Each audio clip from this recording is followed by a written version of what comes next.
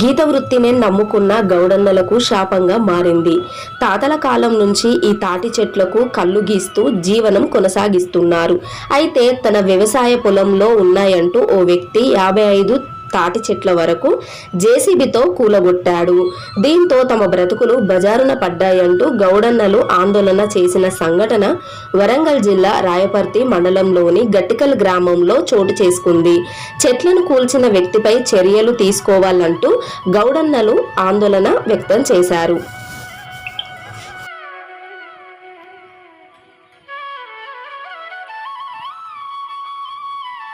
మాది గట్టికల్లు రాయపర్తి మండలం వరంగల్ జిల్లా.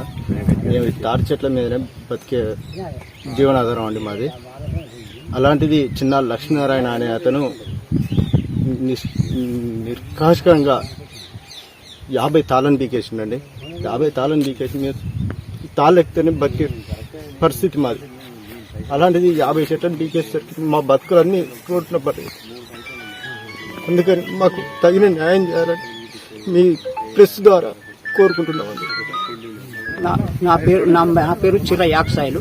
నేను గట్టికల్లు గ్రామస్తుని, గౌడ గీత కార్మికుని. నా బాధ, నేను ఇక్కడ తాళ్ళున్నాయని ఒక దగ్గర నా పొలం దగ్గర ఉన్నాయని ఒక 10 తాళ్ళం పట్టుకున్నా. ఉన్న 10 తాళ్ళు మొత్తం లేకుండా ఖరాబ్ చేసినాక నా బాధ తట్టుకోలేక కులాన్ని ఇప్పుడు ఎటుగాని టైంలో 2 నెలలు అయింది. ఎటుగాని టైంలో నేను ఎంత బాధపడతానో నా బాధ అనేది మా కులం అందరికీ 50 మంది 5-6 ఒక 10 మంది ఇలా పట్టినాం. 10 మంది సభ్యులం. మా బాధకు ఇప్పుడు ఎటు తట్టుకోలేక జీవనాధారమైన తాళ్ళు ఇప్పుడు ఎట్లా బతకాలి అనే సంవత్సరం ఎట్లా బతకాలి అనే నా ఆవేదన అంత అనిపిస్తుంది. మరి దానికి న్యాయం చేయాలని మీ అందరినీ, మీ TV9 గారిని. మాది గట్టికల్ గ్రామం, రాయపర్తి మండలం. ఈ తాళ్లపై ఆధారపడి బతుకుతున్నాం. గత 60 మా తాతల నుండి కొన్ని సంవత్సరాల నుండి ఇదే జీవనాధారం మాకు. ఇటువంటి తాళ్లను ఈ చిన్న లక్ష్మీనారాయణ గారు మాకు లేకుండా కూలగొట్టిండు. ఇందుకు గాను మాకు ఎంతో ఆవేదనతోటి మా కులస్తులందరూ బాగా చాలా బాధపడుతున్నారు. మా జీవనాధారం కోల్పోయింది. కాబట్టి ఇట్లా మాకు న్యాయం చేయాలని మీ అందరినీ కోరుకుంటున్నాం.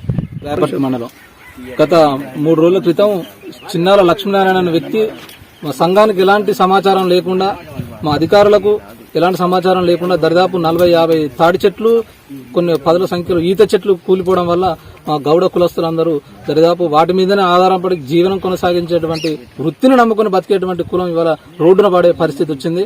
వీళ్లకు ఏళ్ల తరబడి మా తాతలు, తండ్రులు, ముత్తాతల కాంచి కూడా ఇదే జీవనం మీద ఆధారపడి ఉన్నాం. సడన్ గా మాకు ఎలాంటి సమాచారం లేకుండా ఈ కూల్చడం వల్ల ఇప్పుడు కళ్ళు బారే టైంకి వచ్చింది మాకు. ఎందుకంటే ఇన్ని రోజుల కంచి కొంచెం తక్కువ మళ్ళీ వెళ్ళి ఇప్పుడే వాటి మీద జీవనం కొనసాగించే కుటుంబాలు దరిదాపు ఒక 15 మంది ఈ ఏరియాకి పట్టిరు. వాళ్ళు దరిదాపు 1 కాదు 10ల సంఖ్యలో తాళ్లు పట్టడం వల్ల వాళ్ళకు పూర్తిగా నిరాశ్రయులయ్యారు. ఇప్పుడు ఏం దిక్కుదోచని పరిస్థితిలో ఉన్నారు. తగిన న్యాయం చేసే వరకు మీరు దయచేసి మాకు సహకరించి మాకు న్యాయం జరిగే వరకు కూడా మీ అధికారులను కోరుచున్నాము. మాకు తగిన న్యాయం చేయవలసిందిగా విజ్ఞప్తి.